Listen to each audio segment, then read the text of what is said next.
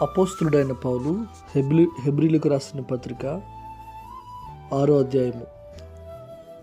కాబట్టి నిర్జీవ క్రియలను విడిచి మారు మనసు పొందుటయు దేవుని యందలి విశ్వాసమును బాప్తిస్మములను గూర్చిన బోధయు హస్త నిక్షేపములను మృతులను పునరుద్ధానమును నిత్యమైన తీర్పును అను పునాది మరల వేయక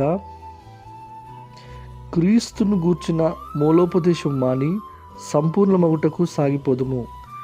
దేవుడు సెలవిచ్చిన ఎడల మనమలాగు చేయదుము.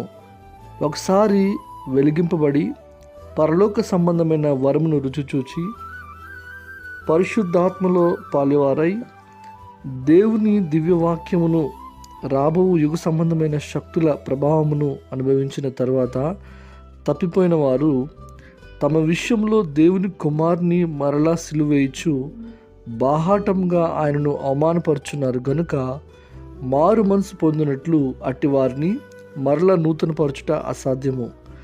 ఎట్లనగా భూమి తన మీద తరచుగా కురియు వర్షమును త్రాగి ఎవరి కొరకు వ్యవసాయము చేయబడునో వారికి అనుకూలమైన పైరులను ఫలించుచు దేవుని ఆశీర్వచనం పొందును. అయితే ముండ్ల తుప్పులను గచ్చతీగలను దాని మీద పెరిగిన ఎడల అది పనికిరాదని విసర్జింపబడి శాపము పొందదగును, తుదకు కాల్చివేయబడును. అయితే ప్రియులారా, మేమిలాగు చెప్పుచున్నాము, మీ అందరికంటే మంచిదియు రక్షణకరమైనదియునైనా స్థితిలోనే ఉన్నామని రూఢిగా నమ్ముచున్నాము. మీరు చేసిన కార్యమును మీరు పరిశుద్ధులకు ఉపచారం చేసి ఇంకను ఉపచారము చేయుచున్నట్టు చేత తన నామమును బట్టి చూపిన ప్రేమను మరుచుటకు దేవుడు అన్యాయస్తుడు కాడు.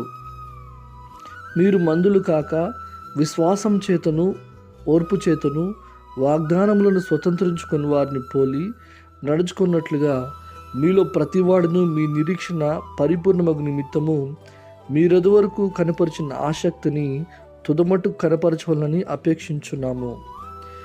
దేవుడు అబ్రహామునకు వాగ్దానం చేసినప్పుడు తనకంటే ఏ గొప్పవాని తోడు అని ప్రమాణం చేయలేక పోయిన గనుక తన తోడు అని ప్రమాణం చేసి నిశ్చయముగా నేను నిన్ను ఆశీర్వదింతును, నిశ్చయముగా నిన్ను విస్తరింపజేతును అని చెప్పెను.